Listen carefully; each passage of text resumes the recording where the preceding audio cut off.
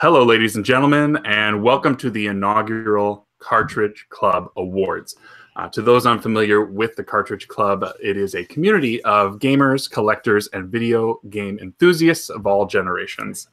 And while the name seems to call for a focus on retro gaming, we can't help but ignore when gaming hits one of those amazing stretches where there's an abundance of amazing titles. And this year, we not only saw the release of the Nintendo Switch and a bevy of games released to support this new future of console gaming. The PS4 hit its stride with an abundance of exclusive titles that are can't miss. And the Xbox One, while focusing most of their year on new hardware, was console home to one of the most unique indie titles we have ever seen. 2017 was a special year for games, and we want to take some time to recognize not only the games that were released, but also the games played as part of our Game of the Month podcasts. And we are extremely excited for what we have in store for you tonight. So I'd like to kick things off by introducing my co-host, the executive producer of just about everything. It's Rocket Sauce. Ryan, thank you for joining us here tonight. Hello, everyone. It's Rocket Sauce here. I want to welcome everyone to the show. This year was a very special year in gaming. And I think generally how the show came down started with a discussion on the weekly hangouts. Started out talking about like all these games and how it started off, and how even in January it started off with a strong lineup, or it just started coming out right out the gate, where it really didn't seem to slow down. Where every single month seemed to have a potential game of the year candidate. And from that discussion, I think more others kind of joined in here. With talking about that, I want to bring in some of the panel right here, because I believe they all share the same sentiments as me and Musty. So I'm going to start off with the panel. Our first guest here, as a panel guest here, is Josh, Frantic Society. So Josh, welcome to the show. Hey, excited to be here. 2017, what an amazing year. Josh, what's up? I'll say, do you want to give some of your plugs? Yeah, I was going to do that right now. Yeah. Frantic Thoughts podcast, weekly, about 30 to 45 minutes, talking about, little video log of what I've been doing. And you follow me on Twitter at Frantic Society. And on YouTube, I'm Frantic. It's pretty easy. Thanks for being here, Josh. Appreciate it. Now, the next person on the show, he was also fantastic. He has his own podcast, and I'm going to kick it right to him. Miles, Flock of Nerds. Hello, how's it going, buddy? Hello, everybody. It's Miles here. I do a podcast called Flock Talk with my partner Catherine and our friend Chris, and we also have a YouTube channel, youtube.com/Flock of Nerds, that you should definitely check out. Thanks for having me on this panel. What a year for gaming. True that. And finally, our last panel member, one of the OGs from the Cartridge Club, Dean, Round 2 Gaming. Thanks for being here. Hey guys, thanks for having me. I've been a part of the club since the beginning, and this is probably one of the most excited I've been to do this award show. So appreciate you having me on. You can find me at the Cartridge Club, either on the blog, Round 2 Review, where I do short reviews of little games, or you can find me on the forums, moderating the forums and posting whatever my thoughts are for the day. Thanks for being here, Dean. With that being said, I'm going to kick it back to Musty, and we're going to talk about how the voting broke down. So take it away, Musty. Sure thing. So as most of you know, we put together sometime in December, I believe, or maybe it was late November, which focused primarily on this Game of the Year vote. And so we did what we could to get as many of the big games that we could think of on that ballot. And unfortunately, even though we listed 38, I know that we probably missed a few, and we'll do better. I promise. We didn't want to whittle it down to just a list of 5 or a list of 10 games, because we felt that in a year that is so diverse, it was not fair to just refine it to that. So we didn't want to go the Game Awards route where we just say, here's the 5 or here's the 10, but let's just have you pick from as many as possible. And so the way that we did this, for those of you who voted, you already know this, but we assigned 3 points for every first place vote, 2 points for every second place vote, and 1 point for every third place vote.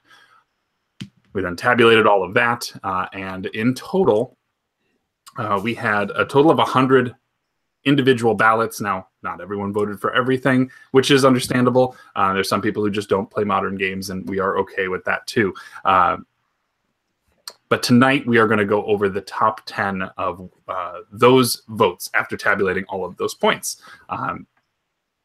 In addition, we want to take some time to highlight the monthly Cartridge Club games of the month. And so we will be going through those, starting those pretty soon here. And then to cap things off, the last thing we will do tonight is award the Club Podcast of 2017.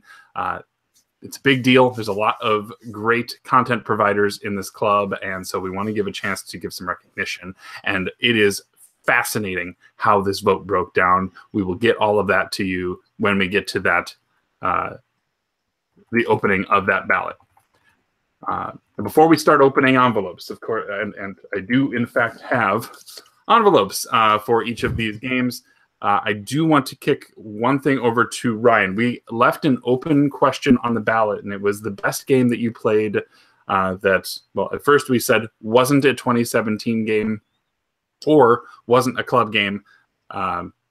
And so I want to kick over to Ryan real quick because I want to share a few results for that write-in vote. So Ryan, can you?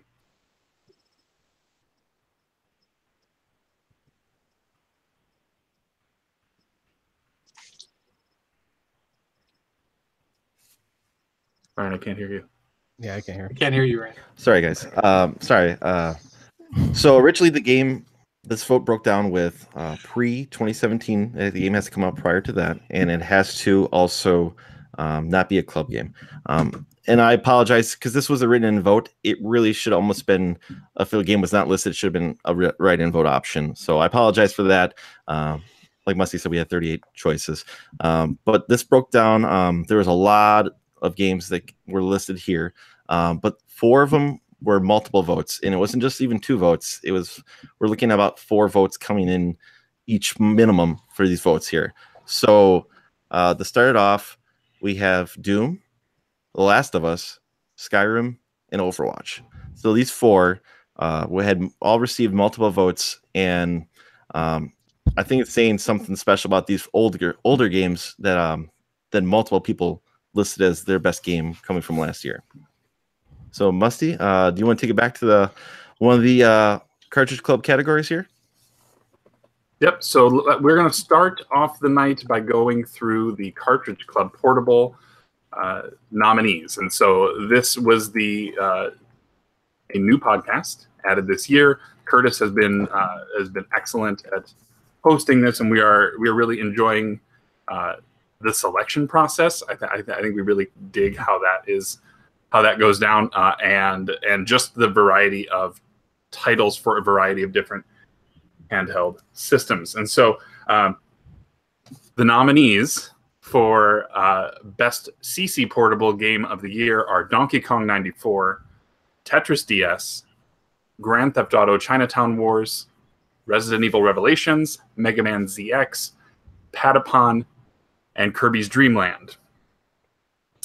And the CC Portable Game of the Year goes to Kirby's Dream Land. Yay! So I want to get your guys' thoughts on our first award here.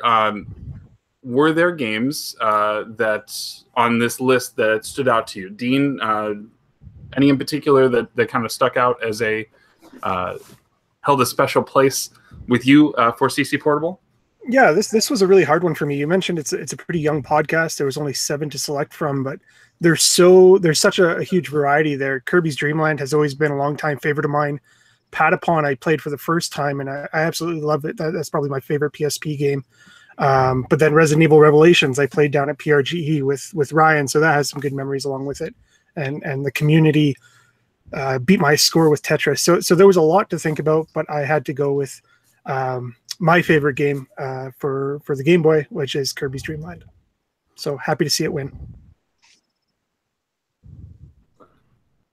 Josh, did you have any that stood out to you, or that you enjoyed in particular? The only one, honestly, sorry, that I played was Kirby's Dream Land, but I really had a good time with it, even though it was super short. I liked it a lot. I will admit that for me, that's also one that I gravitated to. It was a short game and in the month. Thankfully, the vote allowed us to play both. That was not a problem. But yeah, Ryan, how about you? It sounds like there were a couple that you may have had your hands in. Yeah, I mean, I was all over the place on this one because I agree with Dean. This was a hard vote. Ultimately, I voted for Tetris DS, but I really did like Kirby's Dream Land. I beat it on the Hangouts live. It took about an hour, and that's not saying that that's bad. Actually, I really enjoyed it. It was just the right amount of challenge for the length of the game. It was fun. I really want to dive in probably the next Kirby's Dream Land now because of playing it.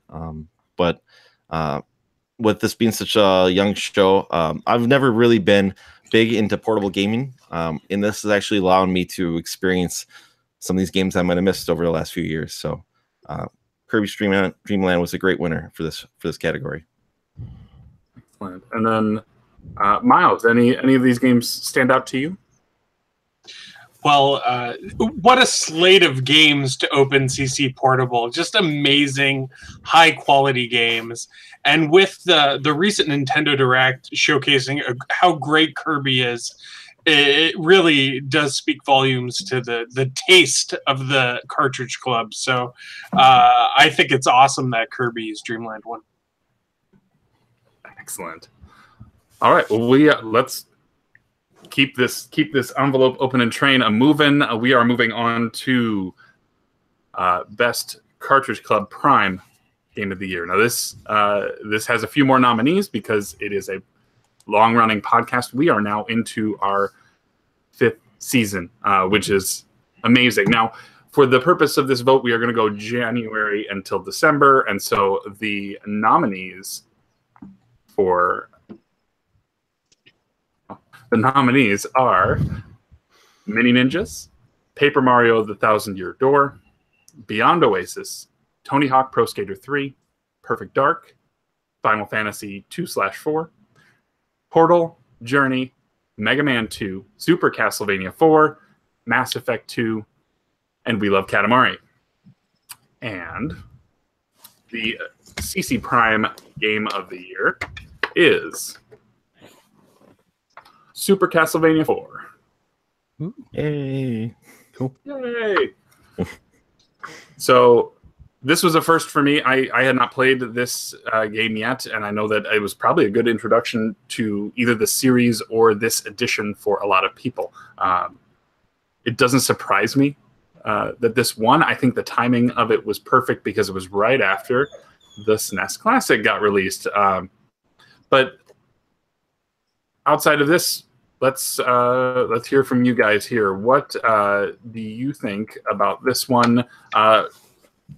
Miles, let's start with you here. Do you have any comments on Super Castlevania, or was there a Cartridge Club Game of the Month that you have special fondness for?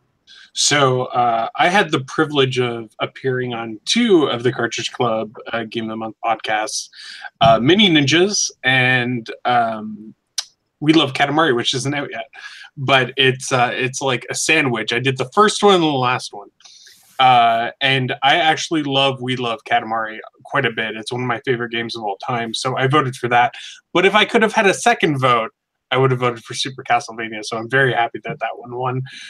It was my first year playing Super Castlevania. I wouldn't have played it had it not been for the club.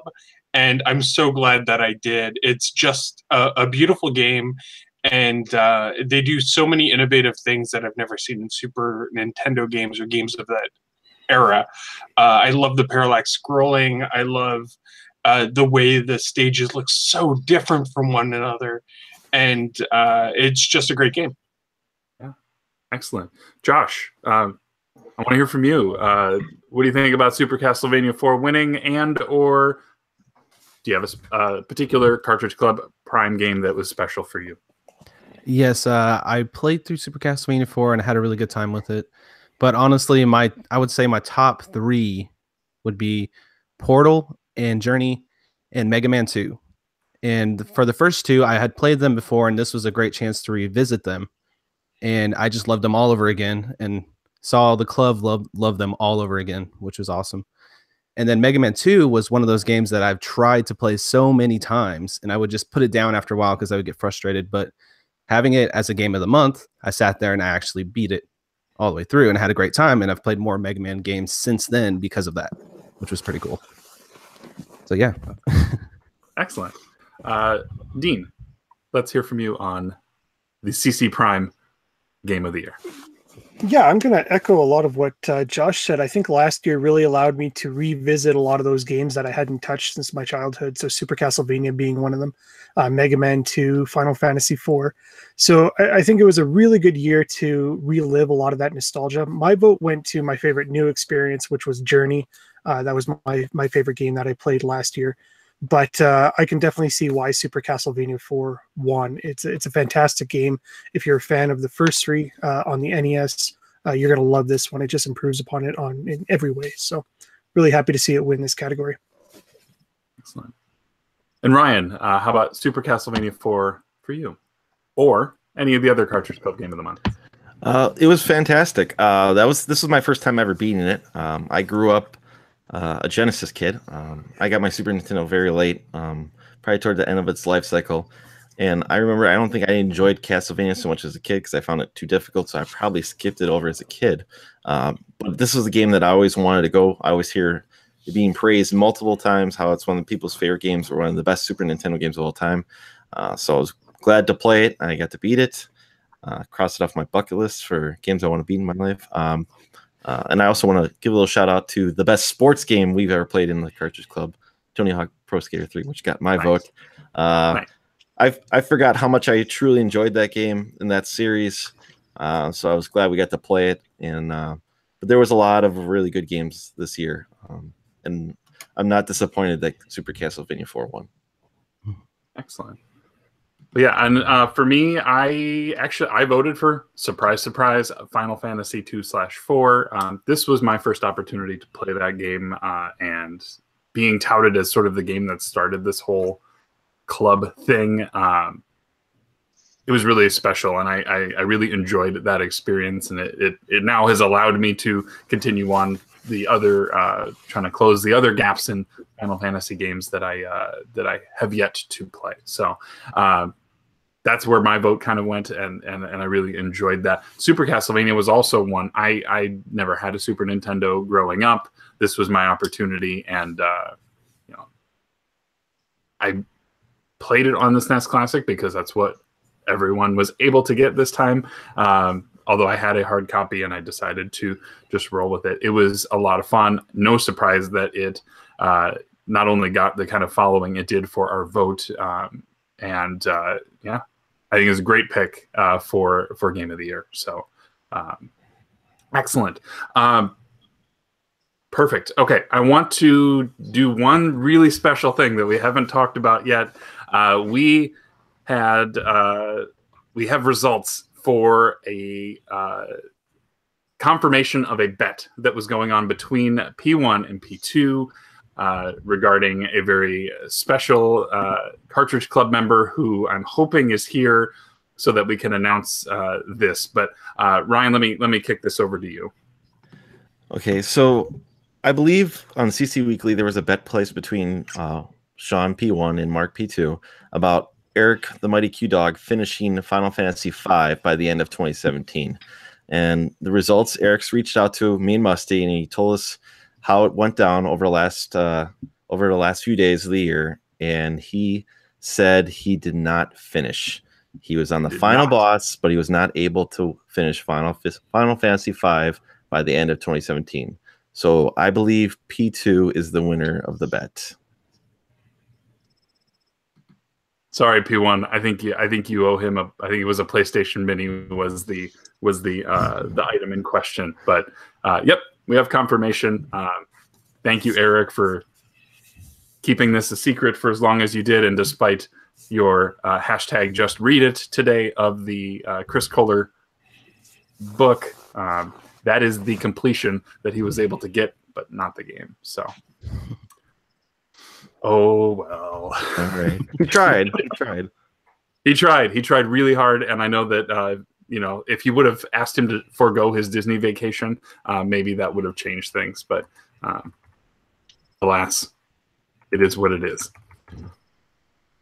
All right, so now moving on from there, we are going to get to our top 10, and we are going to count these down from 10 to 1, and we're going to highlight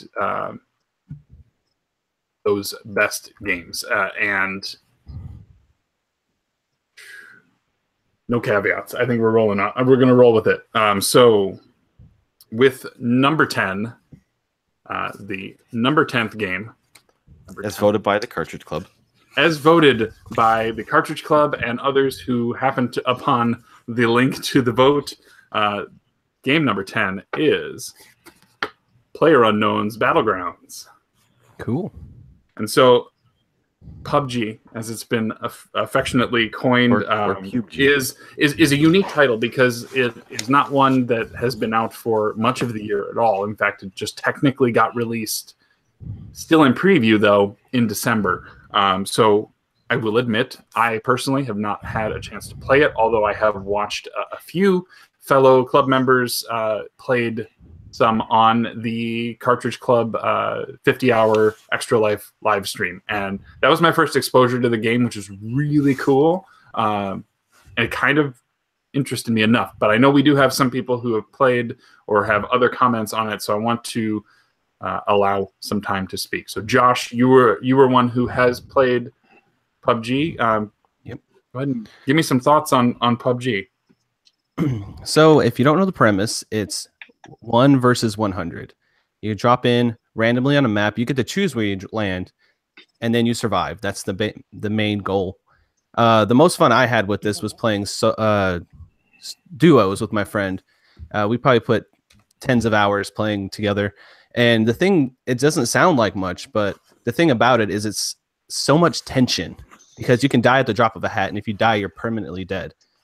So it's like any little noise, you're like turning the corner, like, oh, what was that? Is there someone over there? So it's just an entire game full of those type of moments, and it almost feels like you would feel like in a horror game or something like that. So all the tense moments and all that add up to just a unique experience that you can't find anywhere else. And I feel like it's a pretty good spot for number 10 because it doesn't seem like a lot of people in the club played it, but it seems like it made waves in the gaming industry this year. So absolutely. Yeah. And I mean, it was one of the ones that got nominated for the actual Game Awards, right? It was one of the top 5 coined there. And I know there was some question as to whether or not it belonged there or not, but just seeing the way that some people are really gravitating to it, it sounds compelling if you can deal with that type of intensity. Mm-hmm. Do you guys have any other thoughts on PUBG or maybe where your level of interest is on that? Yeah, I got something to say about it because actually, this game was not on my radar at all, especially after even seeing it as a top 5 vote for the Game Awards. But after seeing it there and looking into it and kind of reading about how the premise is basically based off of the a little bit kind of copying off of the movie Battle Royale, where it's 1 versus all. And I think sometimes you can get a really bad weapon or a really good weapon. And I think the game eventually the map shrinks a little bit, so you can't just stay stuck in one spot. That game, it's got my interest. And talking with a coworker of mine who plays it every night, he plays it on Xbox. I've heard it's actually a pretty decent port on the Xbox as of right now. I know it's a little buggy to begin with, but this game is something I'm probably going to pick up this year and give it a shot because it sounds fascinating to me. So I hope others join in on Xbox so I can play with other club members. But yeah, I just want to chime in that I love that concept of the game. So yeah.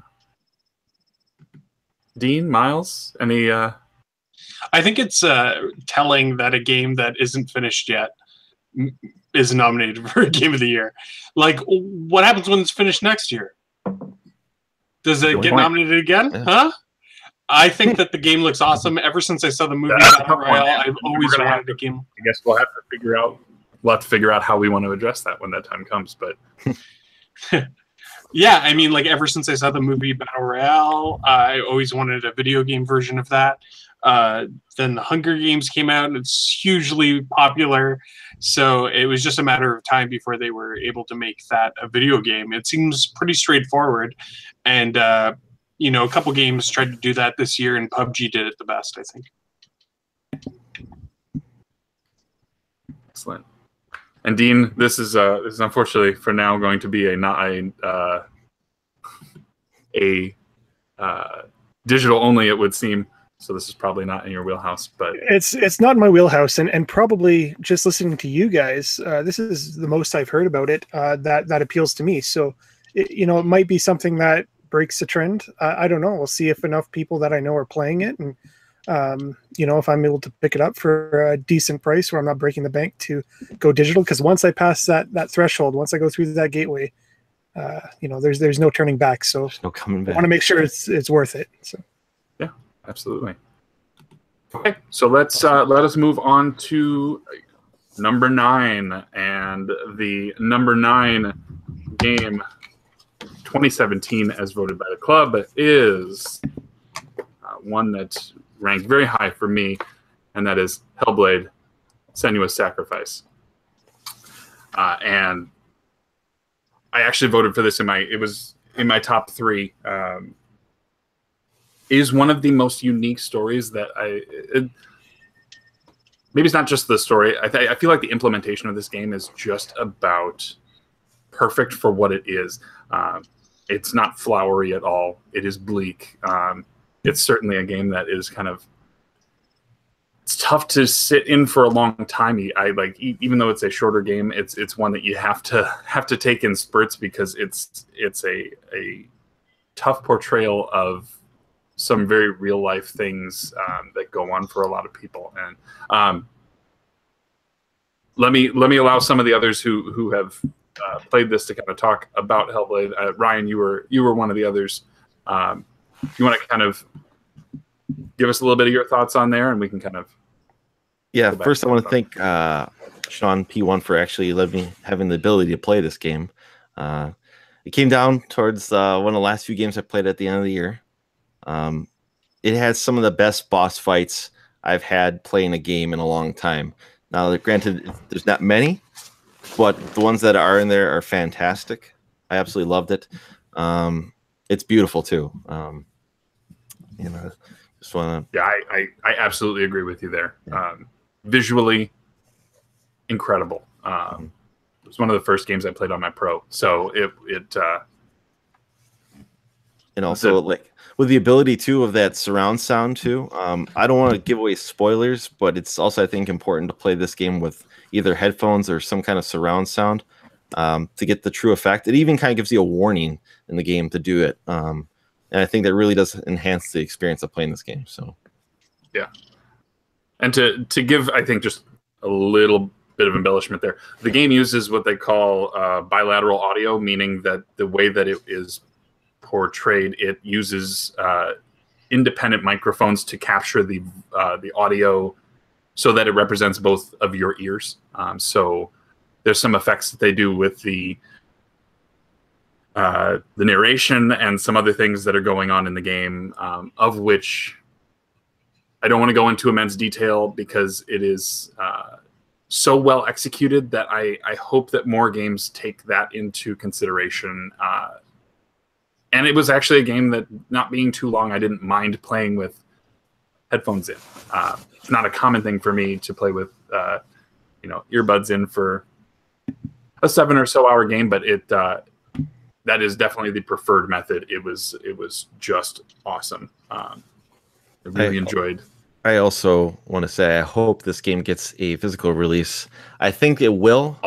Knowing PlayStation and their digital, the best sellers for digital for them, usually they come out with, at least even if it's on a compilation with another game, they usually tend to release them physically, even if it's a limited run game. I hope it does, so I can pick it up and have a nice physical copy of this game.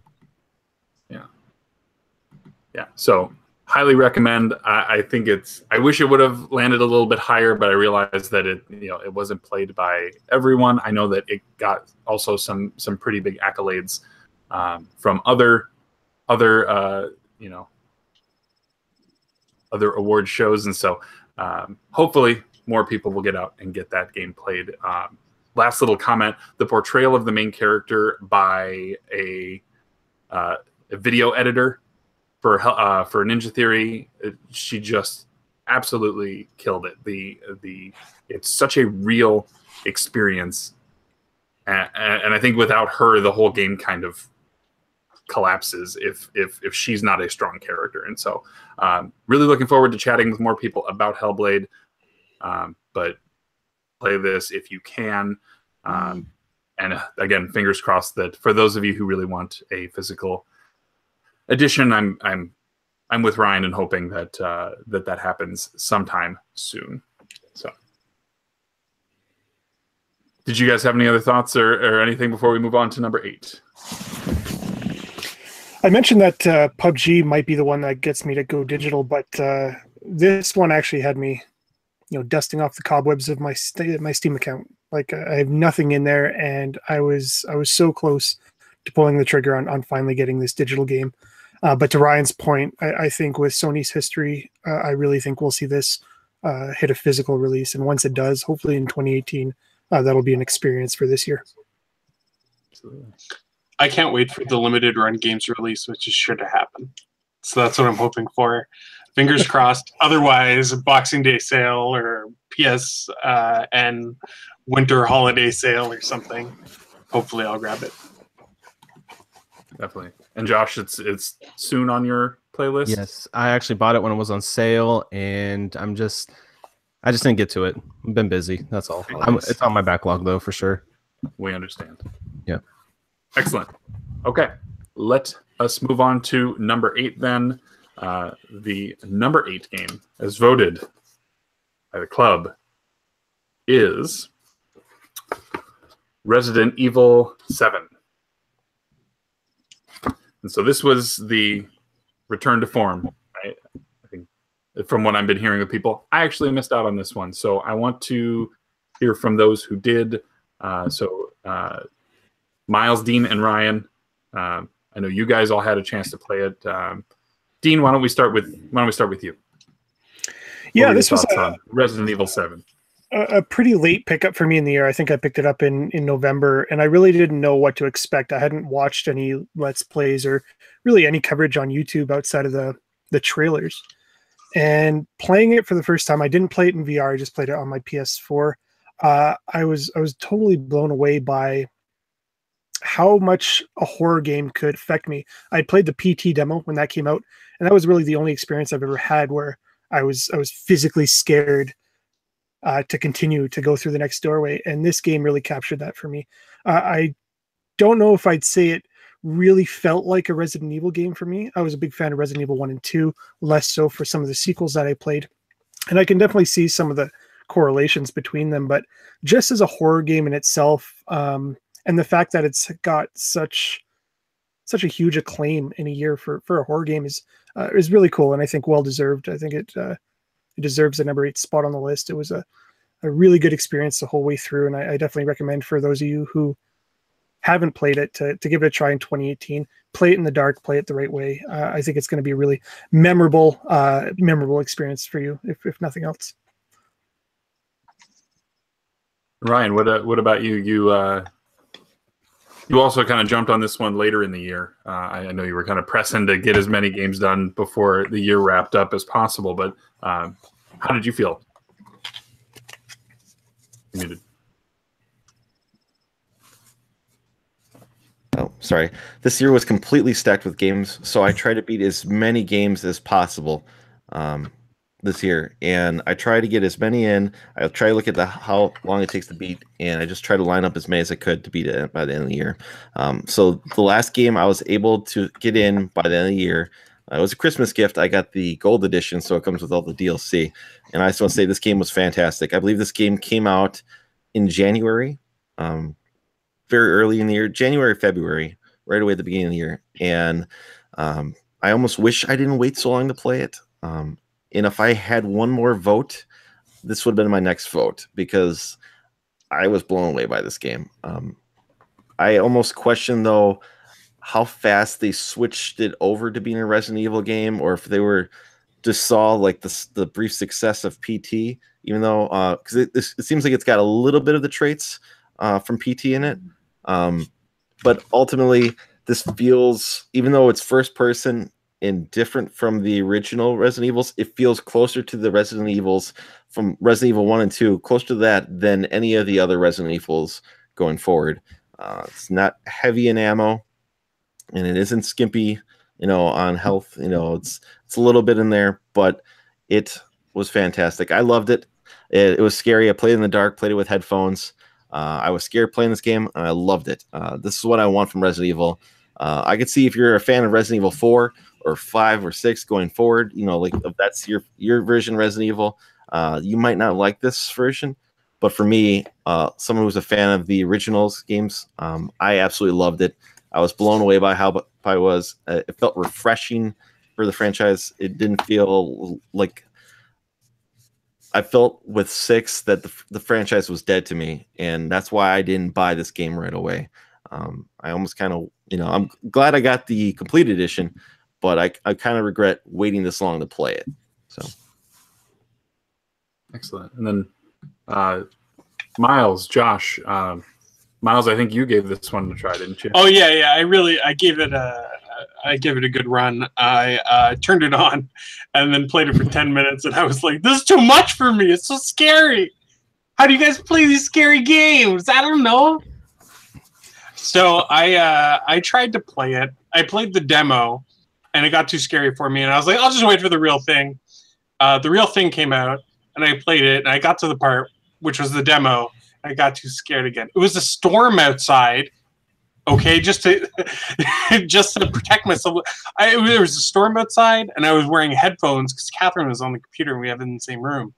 So maybe if I play it during the daylight without headphones on, it'll be easier. But this was the most scared I've ever been playing a video game in my entire life. That's good to hear. It's a good thing you didn't play it in VR then, I suppose, right? Yeah, and also I got it from Julian Vega, the Latin legend, during the Barry game swap, it makes it an extra special sort of thing. So I should give it another shot. Excellent. And then Josh, you give of I guess this group, I'm the only one who didn't give this one a try at all. Yeah, I actually was playing this last night in anticipation for the awards. Got off of my vacation. I was chilling and playing it. I got about 2 hours into it. I like the atmosphere of it. It feels pretty tense, and I look forward to getting through this game. It's just there's just so many games this year, so yeah. I like what I've played so far. I can say that much. Awesome. Good. So hopefully, I just want to capitalize on this real quick here. Yeah, absolutely. Yeah, cap this off. I want to say that Julian brought the PlayStation VR down to Midwest Gaming last year, so I got to try at least the first hour, and I had to stop playing because I was loving it. It almost sold me on buying PlayStation VR, and I almost wanted to wait off to play this game to play it in VR because it was fantastic. It was, if PlayStation VR can get more experiences like this, I mean, it's selling well. I think PlayStation VR is selling well to begin with, but if they can get more experiences like this, I would love to get a VR because this game almost sold me on VR for how good it was. Excellent. Oh, that's great. We need those AAA experiences if VR is going to be viable, right? Like that's a must. And so if this is a step toward that, then and I would like to give this a try myself. I don't play too many spooky games, but it is one that if I can deal with Hellblade, I would probably deal with this. And Portal 3 is coming out next year, so we should be good. Portal 3 on confirmed. VR games. Yeah. All right, moving on to number 7. Number 7 is Metroid: Samus Returns. And I remember the moment that this game got revealed. I was in a Discord chat with Fitnat and P1, and we did not know. We couldn't believe what we were seeing after the Nintendo Direct, where they revealed the Prime 4 trailer.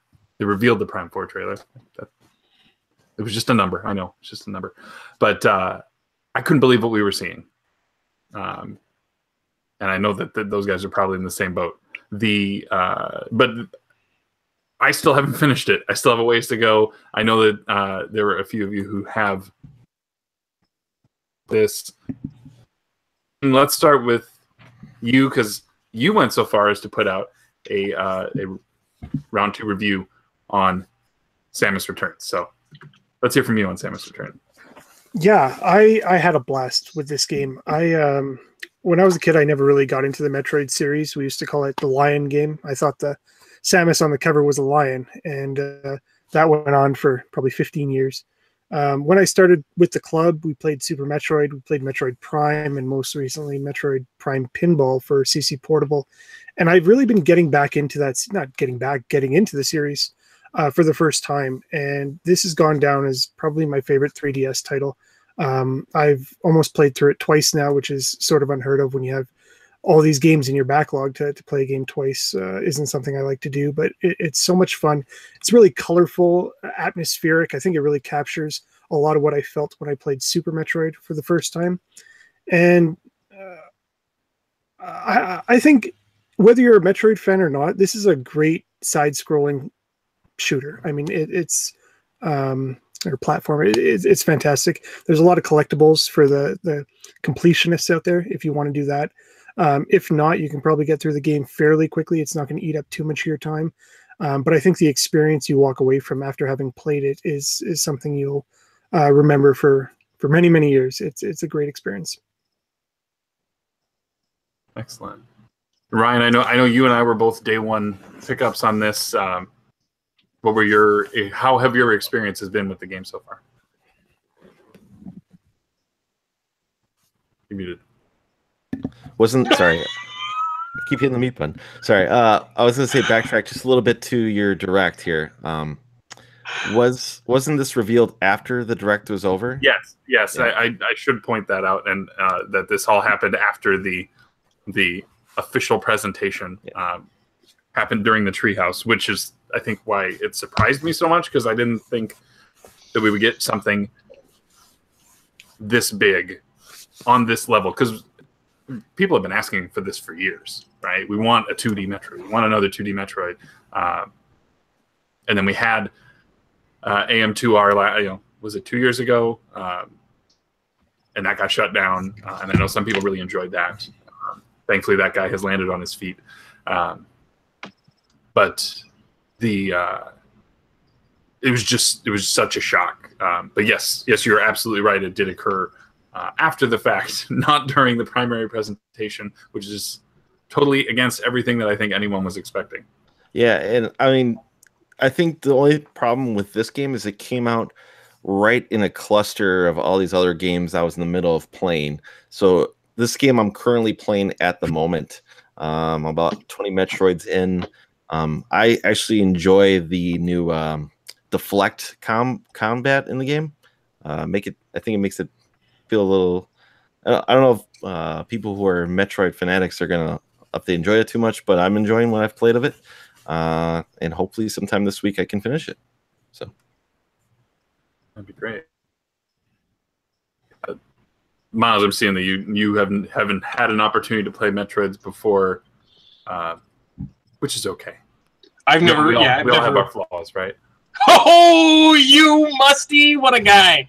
I've never played Metroid. I will probably play some Super Metroid on the SNES Classic or something in the future. Got nothing to say about this game, though. That's okay. Josh? Any thoughts from you? I played about 30 minutes of this game so far. Not a huge portable gamer, but everybody was raving about it. But the club, everybody talking about it got me to buy it. popped it in, played for 30, 45 minutes, enjoyed my time, but that's about all I got to. Cool. So, yeah. Right. Any last thoughts, Dean or Ryan, before we move on? Yeah, just really quick. One thing I didn't mention is if you're looking for a game that really emphasizes the 3D of your 3DS, this is probably the best example that I've played. I put it in my review, but I rarely put on that slider for the 3DS, and for this game, I had it on the whole time. The way they do the artwork and the backdrops, I think, just really emphasizes the power of that handheld. So if that's something you're looking for, Metroid Samus Returns is a great option for you.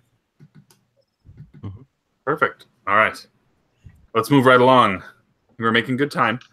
We are at the bottom half of we're wrapping up the bottom half of the top 10 is number 6. And number 6 is voted on by the club is, oh buddy, Persona 5. So, all right, everybody shut up. Now's my time to talk. We're talking about Persona 5, one of the greatest games of all time. Persona 5, sorry, did you actually want to set it up, or can I? No, I don't. You take it. Take it. Okay, Persona 5, in my opinion, not my favorite game of the year, but it has my favorite elements of all time in it. For me personally, my favorite soundtrack of all time, Persona 5. That acid jazz soundtrack cannot be beat. I also want to talk about the UI of Persona 5. The UI, people cosplayed as the UI of Persona 5. That's how good it was. I've never played a Persona before. I was having breakfast with Catherine. We were watching YouTube, and GameSpot did like 10 minutes of Persona 5, and it was so stylish. And when that acid jazz hits your ears, boy, that's it. You're done. So I had to go in and pick it up, and it was just as good as I thought it would be. It took me 120 hours to beat the game. It was the longest game I've ever played, not excluding like Overwatch or games without endings. And I can't wait for, in 2018, they're going to do a dancing version of Persona 5 as a rhythm game.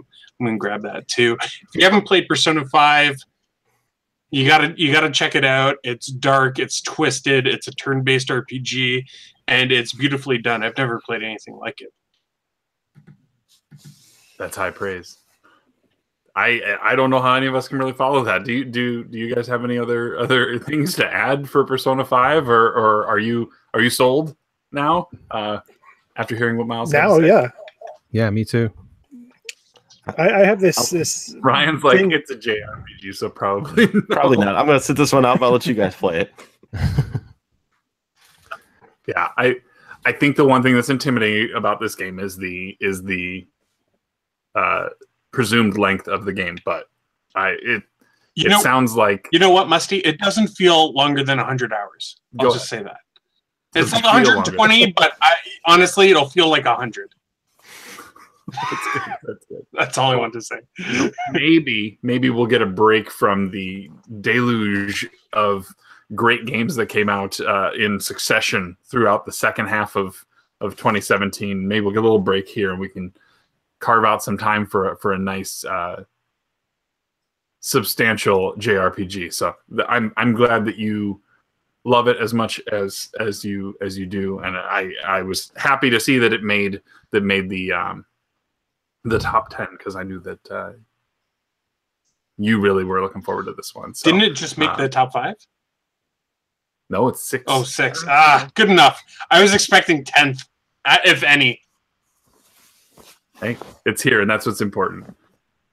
Before we, like I said, I don't know that any of us can follow the level of enthusiasm there for any one game. But any better. Summed it up perfectly, I think. No, that's great. Okay, moving on to the top 5, and this is number 5 overall, as voted on by the club, is Nier Ultimatum. And I know, so I want to talk about this because this game is such a unique experience and is such a beautiful game. I know, Ryan, you'll get your turn. But the music in this is great. I know Ryan will talk about the music. I don't want to steal all your stuff. So you know what? You talk. Ryan, talk about Nier a little bit. Now, many people in the club would probably believe this would be my game of the year, but sadly, it was my third. There was a point in time, though, when in the middle of the gaming, playing this game, where I thought this could be number one on the year. To knock the other games I've played early on, I think what I knew coming in from playing the first Nier prepared me for this game to know that there's gonna be more than one ending, and the story lines up where it switches every time you play it. So after ending A, story B is going to start off, and it's going to be different, slightly different. It's going to be a little bit of the same, a little bit of the difference. So I kind of knew what I was coming in. And I love the combat. It's very Bayonetta. I just absolutely love the combat. So the music's fantastic. It's a lot to say about this game. I love the little Easter eggs to the first game. It doesn't give away exactly what happens at the end of it, but to me, it was just, I absolutely love this game. From the combat to the music, and just how the story unfolds after every chapter, let's say. And I know there's a bunch of ridiculous endings, and it's turned some people off from something that might have happened to them playing the game just to get a funky ending. But for me, it was perfect. I love this game. In other years, it would have been my number one game. It's just that's how strong of a year this year was for me. Yeah, and so I want to thank Miles and Catherine and Flock Talk for sending me this game, because I don't know that I would have had the opportunity to play it without.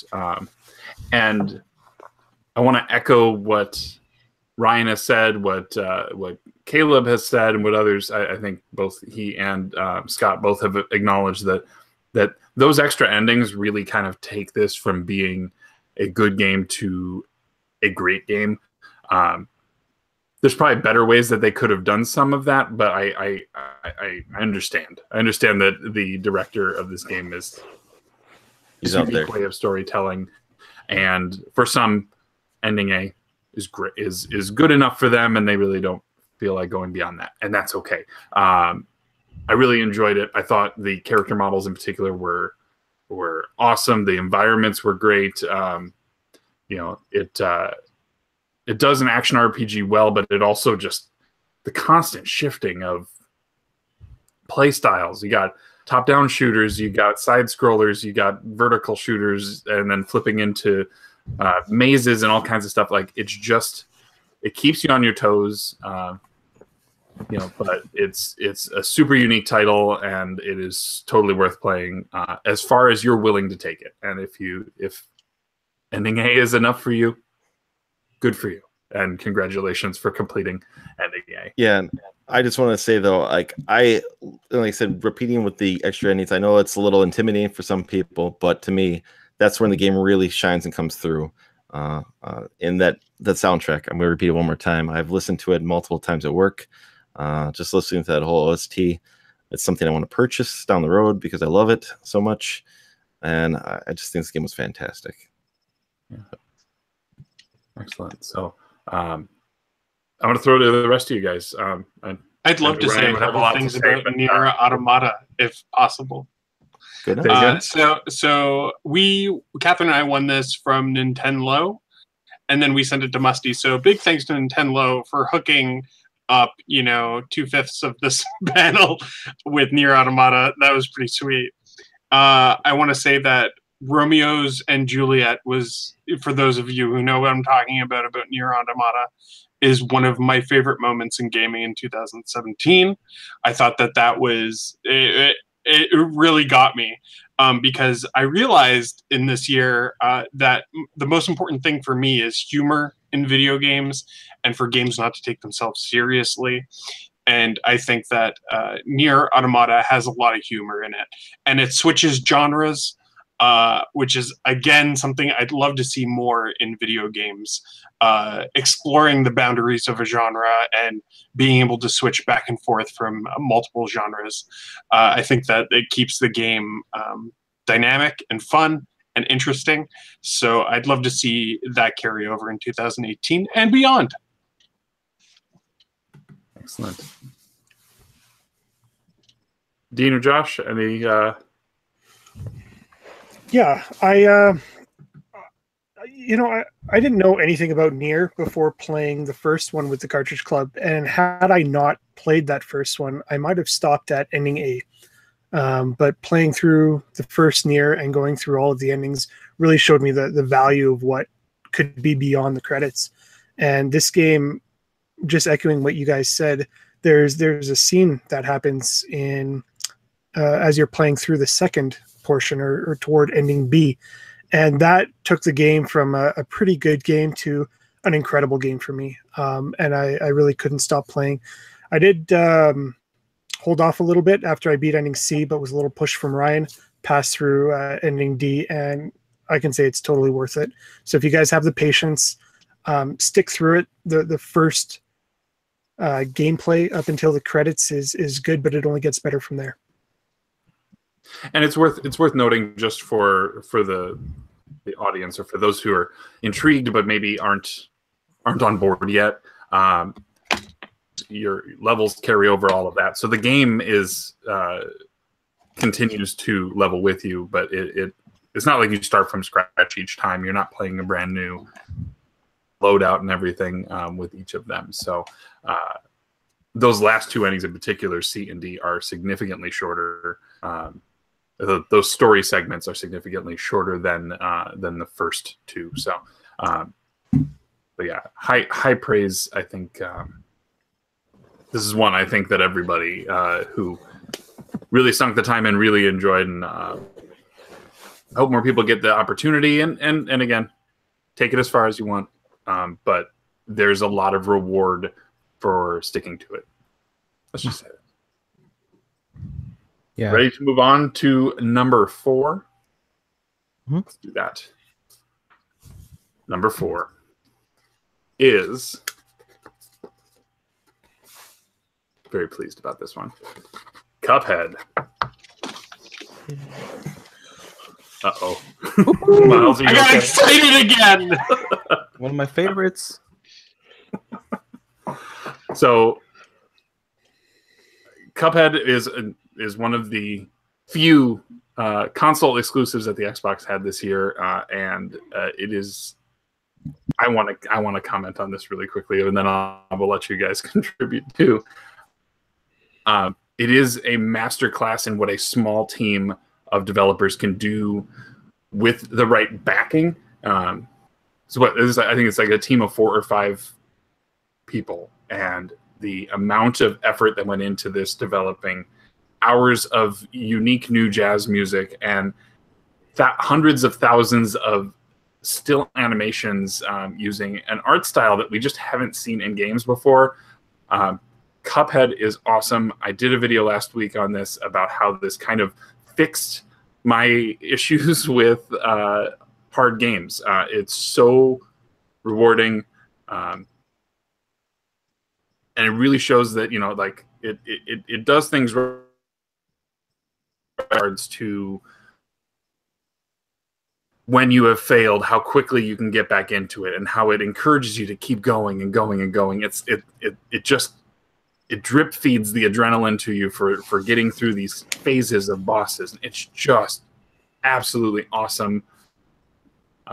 Play this game. Play this game. You guys talk. Josh. Okay, I'll go.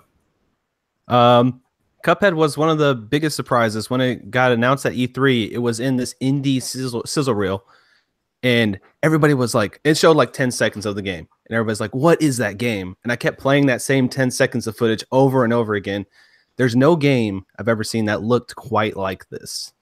Take like a 30s style Fleischer animated cartoon, put it into a game, make it animate even better than that somehow, and then put it to a really great shoot 'em up, Gunstar Hero style game, and you got a really great recipe for an amazing experience. It took me by surprise too, because you see the art style, you think it's going to be, oh, that's all flash and all art over substance, but no, this game has pure substance, and it's just a great time to play. It's a great game, and yeah, I've got to agree with you. Yeah, I play the bosses like over and over again. That's how much I like it. I wanted to savor this game. It was so good. So, yeah, it is really true that they really kind of knocked the gameplay. It's Miles. I want to hear about your experience, because I know that you're still in the weeds on this, right? Yeah. Okay, so Cuphead is probably one of the toughest games I've ever played. I'm not a run and gun person. I've never beat Contra. I've never beat a lot of run and guns. But Catherine and I have been waiting for this game for years. Like you said, it's a small studio of 4 people, and they're hand-drawn animations. And so much work went into this game. It's unbelievable. Actually, the people work like 30 minutes away from where I live. So it's so cool because it's also local, and so much that I love about this game. Yeah, exactly. And it has a wonderful soundtrack. It looks very distinct, and it's boss rushes and a few run and gun stages.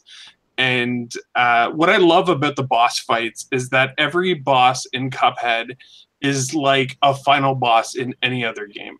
So you're fighting things that have like 4 or 5 different versions of themselves. Like, when you're fighting a final boss and you're fighting Dracula, and then he's in spirit mode, and then he's in this mode.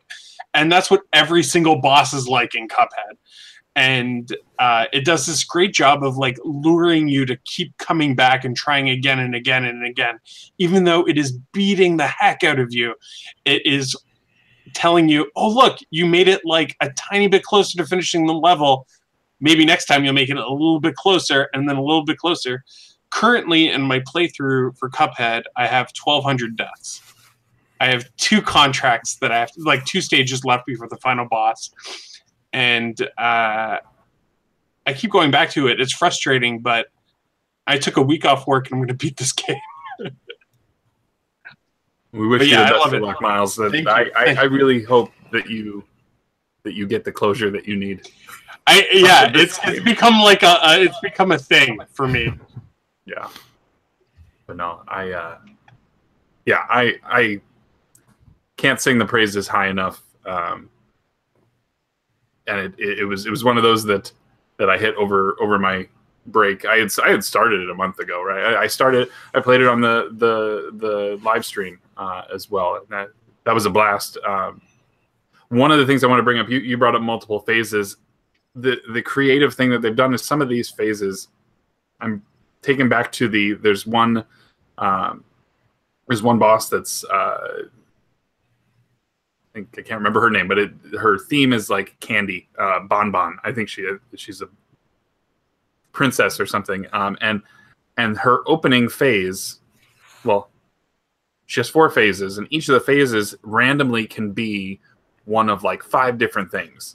And so you practice and practice, and you don't always get the same combination. And then as these phases progress, there's other things that get thrown into the mix. And so you end up having sometimes where the main thing you're focusing on works well with everything else that's going on the stage, and then sometimes it's just a bad roll, and it just is like I just can't.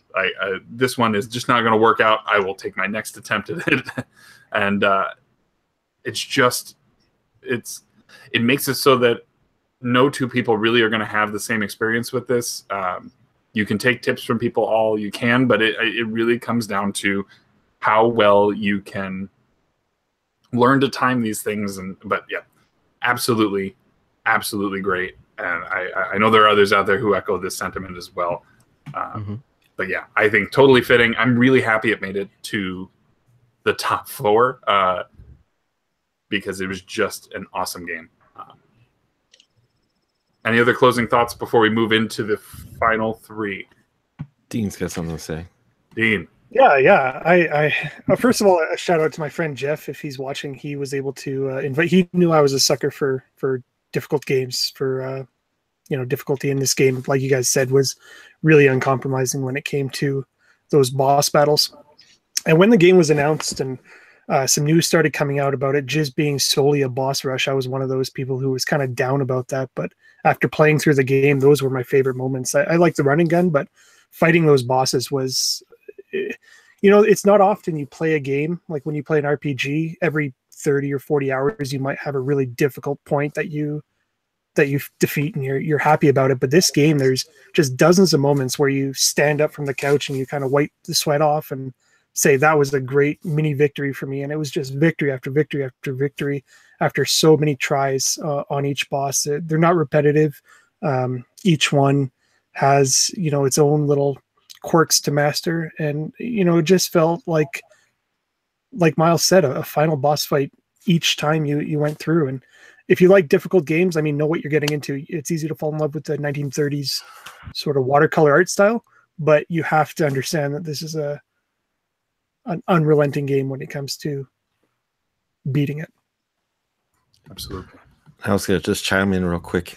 One of the game's reasons I bought an Xbox was because of this game. And I was a little disappointed to see that it was digital only when it came out. And even the boxes for the game on the shelf only have the digital code in it at the moment. Now I've heard, I believe the developer for the game said that at least they're trying to get a physical copy of this game. And I can't imagine. They won a few awards at the VGAs even to begin with here. Yep. That you think that maybe Microsoft might listen to doing that. It's got a lot of praise going for it. I think it would sell. It would most certainly it would sell. If it doesn't come, I would with double dip for this game. This game is just too good. It definitely keeps your reflexes sharp. It's something that a game hasn't given me that type of challenge in a long time. So, or maybe one that I've been unwilling to. Right, I swore off of difficult games when Demon Souls was crushing me. One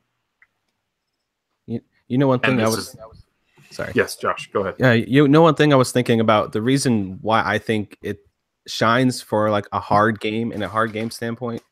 Sorry, I got whatever. And hard game standpoint is that's embarrassing. Anyway, is they have those little bars after you die, so you can see how far along in the actual match you are, and you can see the different phases. So you die and you're like right near the end. That gives you that incentive to retry that stage over and over again. You know what I mean? After you die from a boss. It's pretty cool. I think that's what kept me going a lot of times. I'll be like, no, just one more run. Just one more, and it keeps keeps that feeding going on and on. It's pretty funny. It's the incremental victories, right? This is like, I made it marginally further this time. So it's like oh, so close. Oh, I'm past that phase. I'm going to keep going. I know Pam had some comments about it in her most recent video as well. But yeah, it's just I just want to say one more thing. I know that we're going to move on. We've been talking about Cuphead for a long time.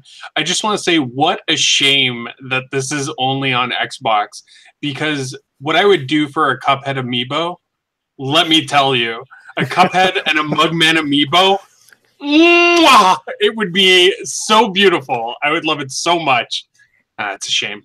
There's some fun things out there. I'm gonna step on your toes there a little bit there, Miles, because one of the reasons I kind of wanted to get this game too is the merchandise is fantastic. I've seen it, at the local GameStop where they have the Mugman and Cuphead shirts, and the Funko Pops that they have for this are fantastic. That they're really like driving the hype up for me wanting to play this game. So excellent. Okay. Any closing thoughts before we move into the final three? No? Okay. Let's do this. Top three. Number 3 is predictions. Horizon Zero Dawn. And I want to kick this to Dean. Dean, I want you to kind of take the charge on this one. Yeah. This was my game of the year. This is an incredible game. It's probably the first new game I've bought since Final Fantasy 12, and I think it was really the impetus of me buying so many new games in 2017. I played it shortly after it came out, and all year as I played more and more games, I was thinking, is this game going to dethrone it? Playing through Breath of the Wild, playing through Odyssey, playing through Wolfenstein, playing through Mario plus Rabbids. And while I was playing those games, I was sort of thinking, well, maybe it does this a little bit better, maybe it doesn't. But looking at it sort of globally as a game going down, the usual list, from a story perspective, this game is incredibly compelling. It's unique. It's a story I haven't heard before. It does take sort of a post-apocalyptic setting, but it mixes in sort of high technology versus like a really young civilization. And I thought that was really appealing for me. I love the characters. Aloy and Rost are two of my favorite characters, two of my favorite mascots now for the PlayStation. There's tons of lore to explore. From a graphical perspective, I think this is the best looking game of this generation. I know there's a lot of artsy games like Cuphead, which look great, but strictly from a graphical perspective, this game was absolutely incredible. Gameplay wise, super fun. I think it's got combat system in sort of a third person action adventure game. It's sort of revolutionized that for me, the idea of sort of these upgradable bows and all the traps you can set. I thought that was just really, really fun. And the feeling, the sense of just I don't even know how to put it into words, just that accomplishment when you go from defeating these smaller mechanical beasts that you fight throughout the game to these really large ones like the Thunder Jar or whatever it's called, is just such a good feeling that stuck with me through the whole year. And musically, I think it's a toss-up between this and Nier Automata, but it's probably one of my favorite soundtracks of all time, certainly of 2017. I put about into sort of the main storyline, but you can easily play 60, 70 hours through it with all the side quests. So if you haven't given it a try yet, whether or not you like that sort of setting, I think you're going to be really happy with what you play in 2018. The definitive edition just came out. You can buy the old edition for pretty cheap, and it's still really good without Frozen Wilds. I can't say enough good things about it. It was my game of the year. I think it's a well-deserved third place. If you haven't tried it, please do. Yeah. So this is one that we have all had the opportunity to play. So I want to give everyone a chance to voice. Josh, do you want to give your thoughts here? Sure. So Horizon Zero Dawn is one of those games that kind of was a slow burn for me. The first couple hours, I'm like, okay, this is pretty cool. And then they have this boss fight where you meet the Thunder Jaw, which just is like this crazy monster. Like it's the biggest monster or like electronic dinosaur you've seen so far. And just that first battle, I was instantly hooked into the trapping mechanics and the mechanics of fighting in that game. And I love the lore in the game too. This is probably, usually I'll just kind of skip through those little text logs or whatever in a game. And here I was reading every detail, absorbing every little nook and cranny I could find. Any little piece of lore I could get from the world, I was just all in. And I love the side quests too. Each side quest had a unique character and a unique perspective on that world. So I think that it's really, I'm pretty happy with it making number 3, because this is actually my number 3. So kind of aligned with my taste coming from a vote standpoint. But yeah, Horizon Zero Dawn is one of those games that I think about a lot when it comes to one of my favorite games on the PlayStation 4. So it's spectacular. So yeah.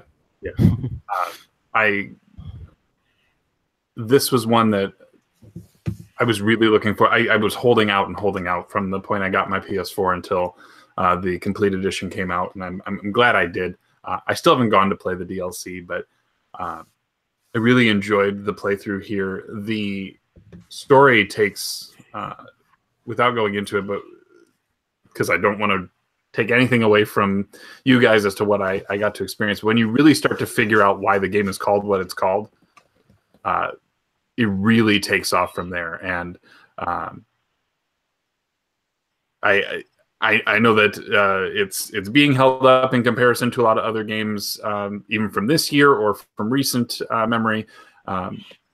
And I mean, it delivers.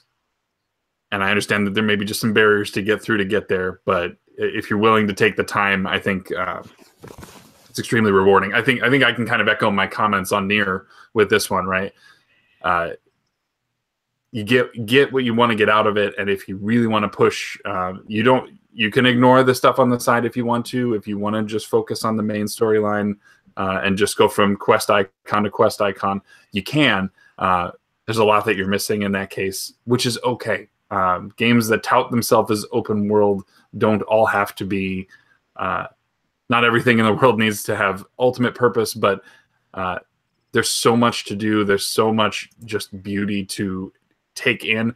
I should point out photo mode too. This is one of the few games that does photo mode so well, and I've been seeing tweets a lot from people just showing off just how beautiful the landscapes are, and I love how you can twist the time, and the pose of Aloy is just it's really cool. It's a good way. It's almost free publicity for the game because they are encouraging you to go share those things with your friends, and so I like that it landed at 3. It certainly deserving of that. Miles, want to get some of your thoughts on Horizon. So I think that it's a really important game in 2017. It was the team that made Killzone. Am I right about that? Yeah, and it was the same studio. And it's crazy that this game came out because judging by how good Horizon Zero Dawn is, you would think that they've been working in that genre for a long time.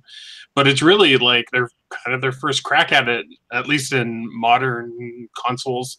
And I really feel like this is what it would have felt like playing something like Uncharted as soon as it came out. You know what I mean? Like I feel like we're playing part 1 in a game series that's going to go on for a really long time. I foresee Horizon Zero Dawn 2 and 3 and 4 and 5. I really think it's a great series, and I think it's important because it's a brand new IP, and it's showing that brand new IPs can be successful in the market, and you don't have to just keep making multiple. I know this is against what I just said, but you could try something new, like Horizon does, and throw a new IP out there. I think the game is great. It's beautiful. It lets you attack things either with stealth, or you could just go out guns a-blazing. And I like games like that appeal to different play styles. Yeah, definitely. And Ryan, I know you jumped on this with the complete edition at the same time that I did. Yeah, and I think my only complaint for it then is because I bought the complete edition, and then it's such a long game.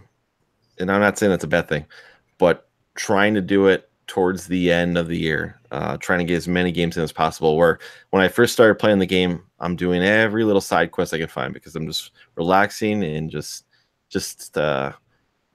exploring the world. I love unlocking maps. I hate having a shadowed map, so I'm climbing all the I can't remember what the tall guys creatures are. Does anyone know? They're off the top of their head. Tall necks. Tall necks. Thank you very much. So even with this is, I don't know if it's a spoiler for the DLC, there is a tall neck that you have to go unlock. So me knowing that area is shadowed off, I'm going there, just tap dancing on the DLC, and then I'm coming back to the story. The only thing is I wish I had more time just to relax and enjoy the game. I think trying to beat as fast as I can kind of took away a little bit of the experience for me, where I could probably enjoyed it more if I just slow burned this game. But it was fantastic, so good choice. Dean, you have some thoughts here? I would just feed off that and say this is really a game best experienced by taking your time, by exploring the lore. And I can see how if you tried to rush through it, you wouldn't get the full effect of what it gave me anyway. So if you have the time to sink into it, have your time. Yeah. Yep. I'll second that. And I played through it rushed. I didn't do much of the side stuff either. But games that do story well are worth a replay. And so maybe that'll be the angle I take, or I'll just take my save file from where I was and I'll go embrace some other stuff along the way. But excellent. Okay, so I guess because we're down to the final 2 games here, we want to do some honorable mentions right here because this year was stacked, and we got a funny feeling most people, some of their games probably didn't make this list. There was a lot of votes coming in from here. So we're kind of just going to all just rattle off 1 or 2 here of a game that was something maybe on their list but didn't make this list. So, Dean, I'm going to start with you for an honorable mention. Yeah, I don't know how popular my honorable mention is going to be, but it's Mario plus Rabbids Kingdom Battle. I really didn't know what to expect when this game was first announced. I think it was only when in the audience, Davide Soliani starting to tear up. I think that really hit me, that somebody could be that passionate about a game. And that's what kind of sold me on buying the game. It was the first game I bought when I got my Switch. And I just had a blast with it. I have never really been a big fan of that sort of strategy, tactics style game. But I think it worked really well in the Mario universe, in the Mushroom Kingdom with the Mario characters. Rabbids aren't really a set of characters that I've ever been a fan of either. And this sold me on them. I think the humor worked really well in the Mario universe. I thought it was genuinely funny. There were a lot of points where I was actually laughing out loud. It brought the child back in me. I don't know. I would be sitting there on the couch and just sort of giggling and playing through this colorful, whimsical game. And I think if you give it the chance, it's a really well-made, fun game where you're constantly feeling like you're progressing. You're getting better and better. And if you haven't tried it yet, at least give it a try.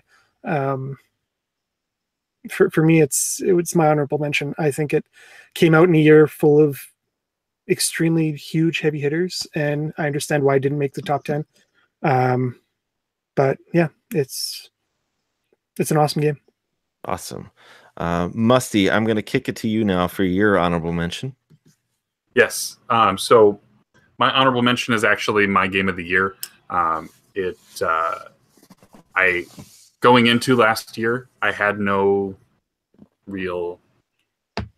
I knew of the game. I knew of the long time running series, and we watched the E3 presentation where they revealed the trailer for it, and it sparked the interest in a large chunk of the club. And so the game is Wolfenstein 2, the New Colossus. I got this on launch day, the day that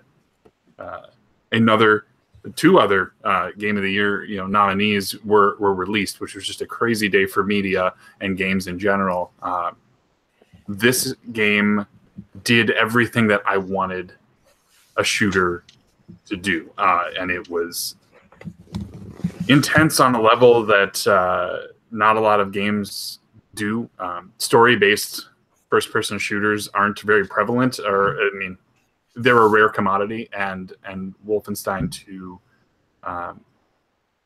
really just does a great job of fleshing out the characters. I mean, it took on what the New Order did and just amped it up, and I don't know, some of my just greatest performances of voice actors and motion capture that I had from this year are from this game. Some of my favorite moments in games this year are from this game. There is a point in this game, no spoilers, where everything changes, and it comes out of nowhere, and it is so incredible to see happen. You need to play this game. I know it's coming out on Switch this year. So hopefully that's a way that some of you can get to it. If you have a PS4 or an Xbox, it's out now. I would highly implore you to go get it. I really wish it would have made the top 10. Honorable mention, because I can't wait to go back. And last thought, with there's two different story arcs for some of the side characters that are involved in it. And I played through one. I'm really wanting to go back and play through the other. Part of me wanted to do that during 2017 so I could have both, but I knew it was already my game of the year, so adding that extra playthrough wasn't going to change that for me. But yeah, that's Wolfenstein 2. Go play it. Well said. That's your homework. Josh, I am going to kick it to you next. So Josh, Okay. what's your honorable mention? My honorable mention is an indie game that I'm not sure a lot of people have heard of. It's a digital-only title called Night in the Woods. And I looked at the game, I saw a trailer, and I said, oh, that might be interesting. So I popped it on, and I got engrossed with the story. It's kind of like down-to-earth girl. It's about a girl who comes home from the college. I'm not going to go too into the story. I don't want to spoil anything, just doing basic outline. She comes home from college and she is kind of lost in the world, and you meet her friends from the past, and there's no spoken dialogue in this game. It's all text windows. So from the beginning, I was like, this is going to be boring. I just got read a lot of this stuff. But the way it's written is like I was having a conversation with my best friend. It's written so well. And the story just captivated me. I had a great time with it. And it's a cheap game too. It's like $15. And I had such, I don't know. I just started to love every single character the more I played it. And it just left an impression on me this year. And I just figured I'd talk about it since it seems like not many people talk about it. And I loved it a lot. So Well thought said. I'd mention it. Yep. Sure. Miles, we kick it to you next. All right. So my number one game is Yakuza 0. It was the first 2017 game I played, and I fell in love. I never played a Yakuza game before 0. And then they came out with 2 this year, which was 0 and Yakuza Kiwami 1.